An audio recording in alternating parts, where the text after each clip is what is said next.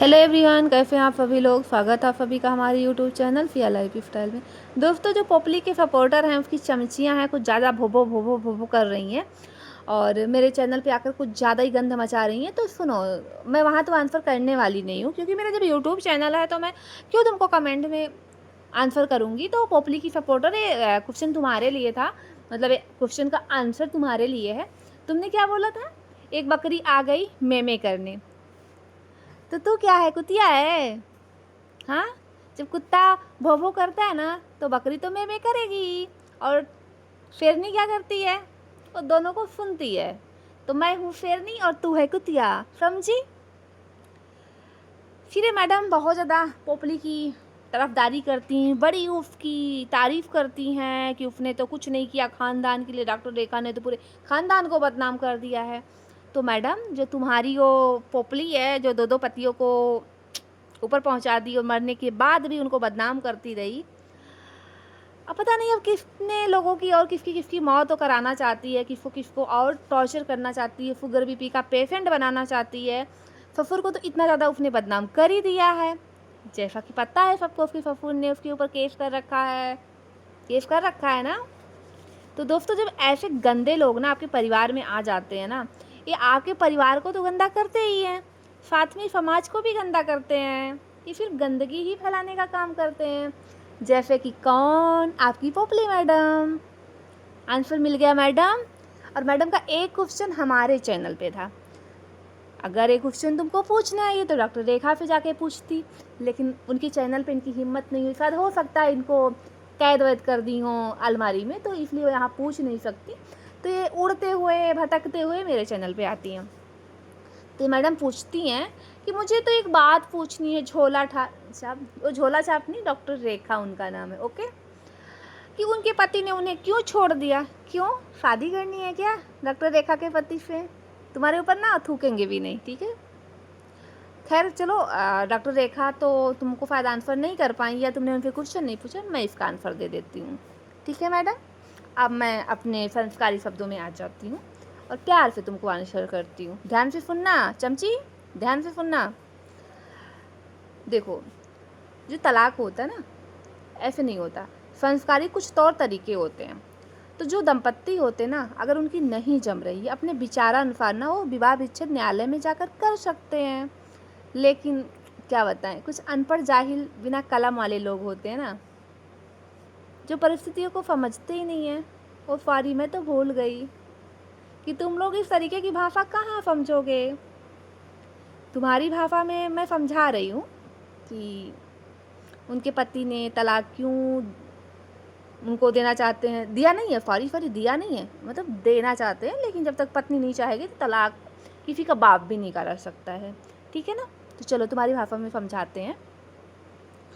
100 जगह मुँह मार के ना, तुम और तुम्हारे मिलने वाले जैसे लोग, जीबी रोड वाले, जीबी रोड दिल्ली का संस्कार लिए जो बैठे हुए होते हैं,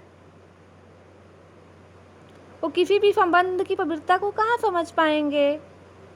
जैसे तुम्हारी पोपली, पहले पति से उसकी शादी हुई, 6 महीने में देवर से भी शादी कर लिया। तो तुम्हारी पोपली इतनी अच्छी होती ना, तो देवर से कहती कि तुम जाओ अपनी ज़िंदगी जियो, मैं अपनी बच्ची को पाल लूँगी। अब पाल रही ना दोनों बच्चियों को, तब नहीं पाल पा रही थी।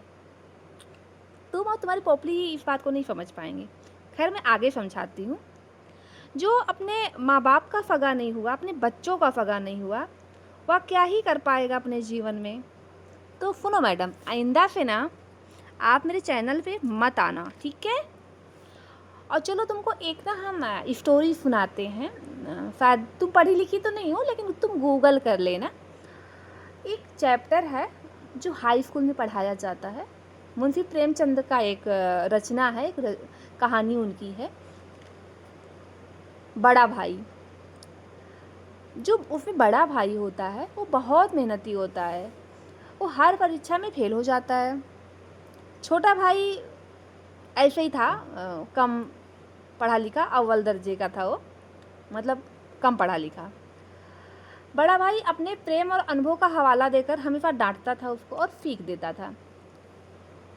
यही रिश्ता पता डॉक्टर रेखा का और पोपली मैडम का है। लेकिन पोपली को कहाँ समझ में आता है। डॉक्टर रेखा ने उसको कितना समझाने की कोशिश किया, क्योंकि ट्यूशन लेने तो डॉक्टर रेखा के पास ही जाती थी ना, क्योंकि पोपली मैडम को कहाँ ज़्यादा जानकारी है किसी चीज़ की, पढ़ी लिखी नहीं ना। तो सुनो, मैं तुमको ना यही कहना चाहती हूँ, पोपली की चमची, जो फिच्छा होता है ना, वो फेरनी का वो दूध है ना, जो कि ना कि गुटखा खाकर, शराब पीकर, मैगी खाकर नहीं मिलता है। वो पता कैसे मिलता है? वो सिर्फ मिलता है कलम से। कैसे मिलता है? कलम से मिलता है, जो कि तुम्हारी पोपली के पास नहीं है। ये कलम किसके पास है? जेठानी के पास है, देवरानी के पास नहीं है। देवरानी के पास तो ठुमका है, देवरानी के पास ठुमका है, लेकिन देखो ठुमका है, उससे बहुत पैसे कमा लिए तुम्हारी पोपली। लेकिन ट्यूशन लेने कहाँ जाती थी? कलम वाली के पास, डॉक्टर रेखा के पास। क्या डॉक्टर रेखा कभी गई पोपली के पास कुछ लेने के लिए कि तुम मुझे कोई ज्ञान दे दो, तुम मुझे यूट्यूब चलाना सिखा दो? नहीं गई ना। तो समझ जाओ, अनपढ़ो, पोपली के सपोर्टरों, उनके चमचों, तो मेरे चैनल पे ना आइंदा पे तुम दिखाई मत पड़ना। तुम्हारे कुछ और क्वेश्चन है, चलो उसका भी मैं आंसर कर देती हूँ। तुम क्या बोलती है? मुझे तो तुम पोपली लग रही हो, आपके दांत नकली हैं। मेरे दांत नकली हैं? दिखाऊं असली हैं कि नकली हैं? अब सामने होती तो बताती कि असली वाले हैं कि नकली वाले हैं। लेकिन दांत है ना मेरे पास, तुम इस बात को मान रही हो ना कि दांत है मेरे पास, और तुम्हारे पोपली के, और मुझे तो लगता है कि तुम्हारे भी नहीं है। क्यों, बचपन में ब्रश व्रश नहीं करती थी क्या?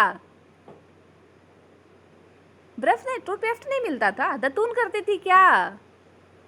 हाँ, बांस की दतून करती थी ना, इसीलिए तुझको ना मेरे दांतों पे बहुत जलन हो रहा है। जाहिलों की पहचान होती है, उनके दांत होते नहीं हैं, जो कि सफाई तो रखते नहीं हैं, इसलिए जो किसी के दांत उनको अच्छे दिखते हैं तो उनको जलन हो जाती कि जैसे कि तू। और तेरे और भी कुछ हैं, तेरे और क्वेश्चन हैं कमेंट मतलब मेरे चैनल पे, चल इसको भी आंसर लगे हाथ कर ही देती हूँ। तुझे बड़ी चुल्ल मची थी ना कमेंट करने की मेरे चैनल पे, तुझे नहीं पता तू किसके चैनल पे कमेंट कर रही है? क्या लिखती है तू? अपने नकली दांत लगवा रखे हैं, मुंह में दांत नहीं, पेट में आंत नहीं, कब्र में पाँव लटक रहे हैं, और सिंगल मदर को परेशान कर रही है। तो सुन पोपली की चमची, सुन, तुझे मैं इसका आंसर देती हूँ कि मेरे दांत नकली हैं कि असली हैं। तू मेरे घर आ जा, फिर मैं तुझे दिखाती हूँ कि मेरे दांत असली हैं कि नकली हैं। लगता है तेरे दांत नहीं है, इसलिए तुझे ना मिर्ची लग रही है। एक तरफ तू कहती है मुंह में दांत नहीं है, और एक तरफ तू कहती है तुम्हारे दांत नकली हैं। अभी दांत है ना, तभी तो तू कह रही है ना कि दांत नकली हैं। कह रही कि पेट में आंत नहीं है, तो बिना आंत के कोई इंसान जिंदा रहता है? अनपढ़ है बता, तो पढ़ी लिखी नहीं है क्या तू? कब्र में पाँव लटक रहे हैं, हाँ, कब्र में पाँव लटक रहे हैं। तू अभी अभी पैदा हुई है क्या? अभी पैदा हुई? तेरी माँ ने अभी अभी तुझको जना है क्या?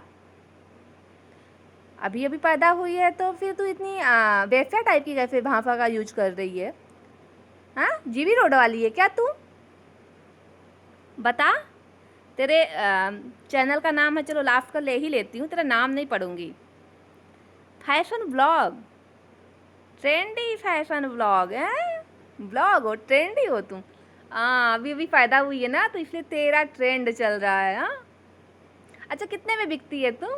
एक दिन में कितना कमा लेती? 1 घंटे का कितना लेती है जीबी रोड वाली, ये बता। तो दोबारा से ना तू मेरे चैनल पे दिखाई मत पड़ना, नहीं तो तुझको ऐसे ही धोऊंगी। और सिंगल मदर है, 4 लौंडों को लेकर आज घूम रही थी और बात कर रही है। जब इतने दुख में थी तब तो इसके एक को भाई नहीं गए, जिसको भाई बोल रही है, भाई हैं कि ये लफंगे हैं सब उसके साथ में घूमने वाले?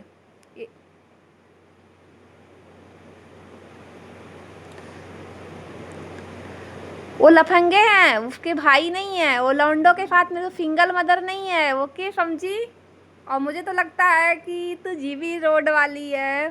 बताओ कितने रुपए में करती है धंधा?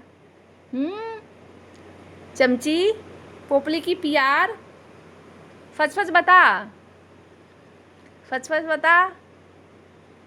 तू अपना जीबी रोड वहीं संभाल, ज़्यादा कमेंट वमेंट करने मुझे मत आ जाना, नहीं तो फिर ना तेरा जो हाल करूँगी ना, दोबारा तू कमेंट नहीं कर पाएगी। और पहले जाके अपनी माँ से पूछ लेना तेरा बाप कौन है, फिर डॉक्टर रेखा के तलाक और उनके जो भी उनकी चीज़ें हैं उसके बारे में तुम रुचि लेना, ठीक है? अनपढ़ गंवार जाहिल, तलाक हुआ नहीं है, समझी हो ना, कभी होगा। डॉक्टर रेखा तेरी पोपली जैसी नहीं है कि बोरिया बिस्तर बांधो भाग लो।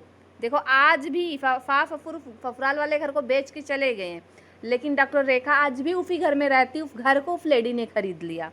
और तू पोपली से तुलना करती है, पोपली से कौन चलेगा? और ये जो दांत आंत की बात करें, अपने पोपली के लिए तू रख।